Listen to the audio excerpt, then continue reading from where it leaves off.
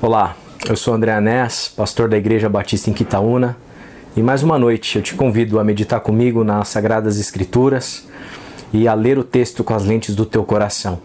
Eu leio nessa noite o Salmo de número 72, que diz assim: Concede o dom do governo sábio ao rei, ó Deus, o dom do governo justo ao príncipe coroado, que ele julgue teu povo retamente e seja respeitável aos humildes e simples.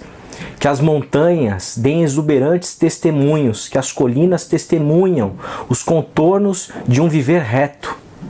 Por favor, defende o pobre, ajuda os filhos dos necessitados e pune duramente os tiranos. Dure mais o sol e se prolongue a lua, geração após geração. Caia chuva sobre a grama cortada, uma chuva que refresca a terra. Irrompa a retidão em flor e após transborde até que a lua seja ofuscada. Governe ele de mar a mar, do rio até a margem.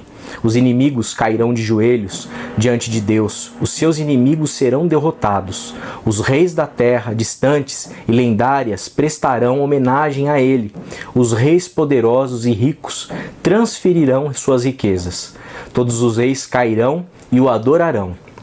E as nações pagãs concordarão em servi-lo, porque ele resgata o pobre ao primeiro sinal de necessidade e salva o que está sem sorte. Ele tem um lugar no coração para os desprovidos e restaura o desgraçado da terra. Ele os liberta da tirania e da tortura. Quando eles sangram, ele sangra. Quando eles morrem, ele morre. Vida longa ao rei. Enfeitem-no com ouro de Sabá. Ofereçam a ele orações sem cessar, engrandeçam o seu nome, desde a manhã até a noite. Haja campos de grãos dourados na terra, encampelando as montanhas com exuberância selvagem. Haja profusão de louvores brotando da cidade como grama da terra. Que ele nunca seja esquecido, que sua fama brilhe como a luz do sol. Que todas as nações pagãs sejam abençoadas e falem bem daquele que os abençoou. Bendito seja o Eterno, o Deus de Israel, o único e incomparável Deus que faz maravilhas. Bendita seja para sempre sua glória fulgurante. Toda a terra transborda da sua glória. Amém, amém e amém. Alguém já disse que para você conhecer uma pessoa, você precisa dar e fornecer poder a ela. Porque quando essa pessoa está investida de poder, é justamente nesse momento que as coisas ocultas do coração, as intenções do coração, aquilo que não estava aparecendo em um dado momento, vai aparecer. No momento em que ela vai ter força para colocar em prática todas as suas ideias, os seus planos, todas as suas ações. É algo muito parecido com o que acontece nos processos eleitorais e, por sinal, nós estamos em vias de entrar num processo eleitoral. Muitas vezes, aquele que é o candidato, ele fala em nome do povo, ele fala em nome do bem comum, ele fala em nome de coisas maravilhosas, porque ele quer encantar os ouvidos do povo, que muitas vezes está sem emprego, muitas vezes está passando com problemas, dificuldades, e ele tenta nos convencer para que a gente deposite o nosso voto no candidato. Muitas vezes esse candidato, quando se torna eleito, é justamente aí que, com o poder na mão, tudo aquilo que foi dito antes acaba sendo, às vezes, distorcido, e todo aquele compromisso inicial, ele acaba se tornando em um projeto político de poder. Ao invés de ser um projeto político do país, do município, do estado, isso quando se tem um projeto político de cidade, de estado, esse projeto ele é deturpado para se transformar num projeto pessoal, em que tudo é articulado para que a pessoa possa se reeleger no próximo ciclo eleitoral. E todo aquele idealismo inicial acaba sendo completamente corrompido em prol dos interesses altamente egoístas da pessoa, do cidadão ali que se candidatou e adquiriu o poder em suas mãos para exercer ali o seu mandato. Quando a gente vai para o texto bíblico, para uma análise bíblico-teológica a respeito da legitimidade, a experiência da legitimidade do poder, a gente aprende muitas lições, muitas coisas importantes que nos ajudam a nos compreender, porque muitas vezes nós somos munidos de poder e somos colocados em determinadas posições, e também essa análise bíblico-teológica nos ajuda a compreender essa experiência da legitimidade do poder, para que a gente possa ter olhos para observar e para analisar. E o salmista aqui na sua oração, ele ora pelo rei e pelo filho do rei. Ele ora aqui pela monarquia de Israel.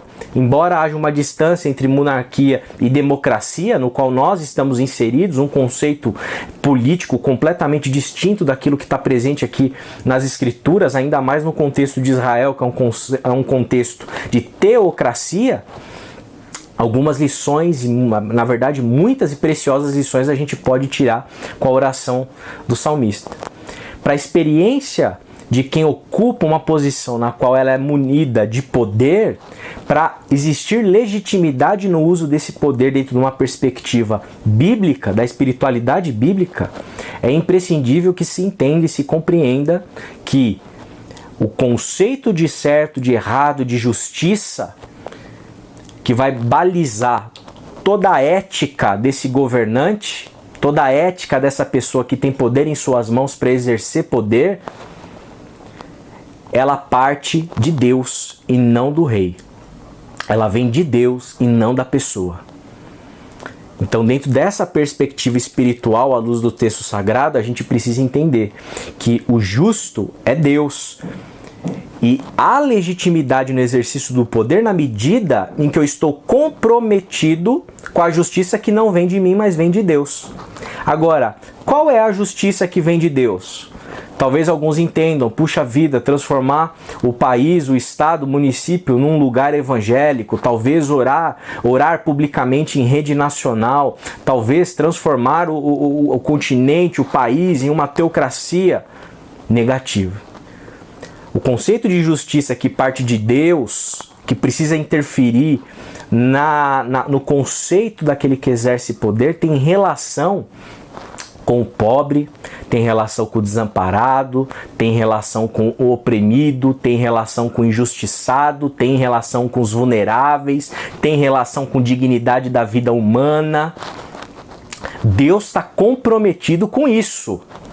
Com isso. Deus está comprometido e preocupado com aqueles que não têm vez e não têm voz na sociedade, com aqueles que estão sendo explorados na sociedade. Deus está preocupado com um tipo de justiça que garanta o exercício do direito, especialmente para o pobre, especialmente para o desamparado, especialmente para aquele que não tem capacidade sequer de adquirir um advogado.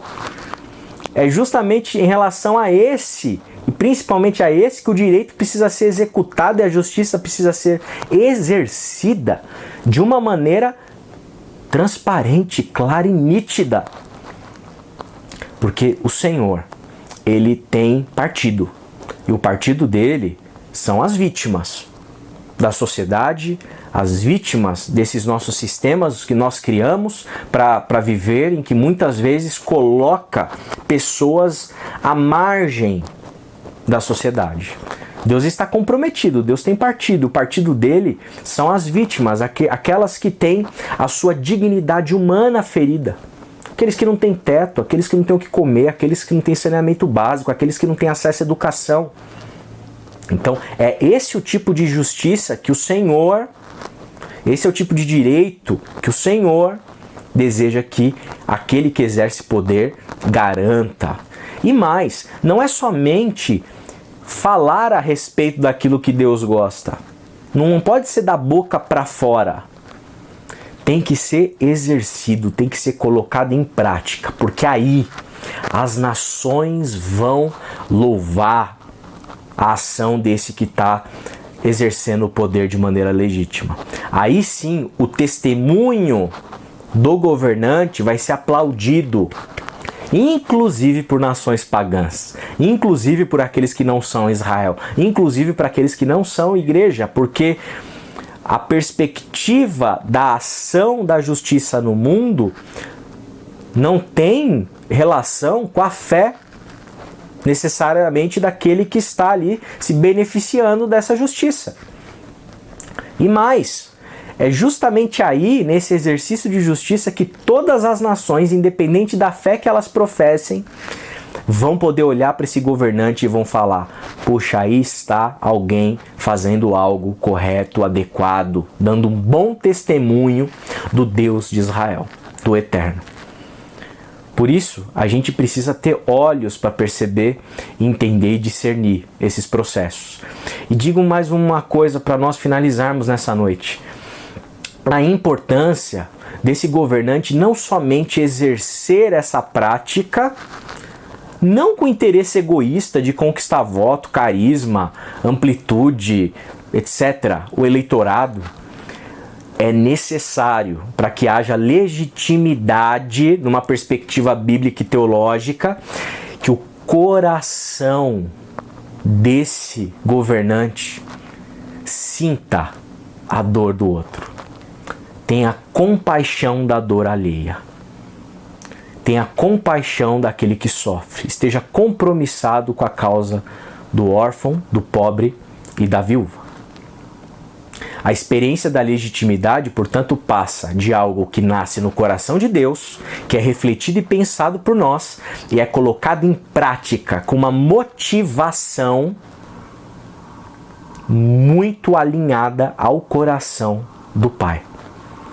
Que o Senhor nos dê esse coração para exercermos o poder quando ele é colocado em nossas mãos, com legitimidade, e também que o Pai nos dê óculos para discernir nesses processos eleitorais, especialmente agora que nós estamos chegando nele, discernir quem de fato está comprometido com uma justiça que procede de Deus, que é refletida na mente e que está no coração daquele que vai exercer ali a sua gestão pública no espaço público. Que Deus tenha misericórdia de mim, que Deus tenha misericórdia de nós, e que nós possamos ter a alegria de olhar para os nossos governantes e perceber legitimidade no coração deles. Vamos orar. Pai, eu te agradeço por essa noite, por esse tempo de meditação. Que Teu Espírito Santo nos ilumine para podermos discernir a maneira como nós temos lidado com o poder e a maneira como nós observamos aqueles que vão ou estão nos governando, que possamos ter discernimento espiritual para ver se há legitimidade à luz de uma perspectiva bíblico-teológica. É o que eu te peço pela minha vida, pela nossa vida, em nome de Jesus. Amém. Deus abençoe a sua vida.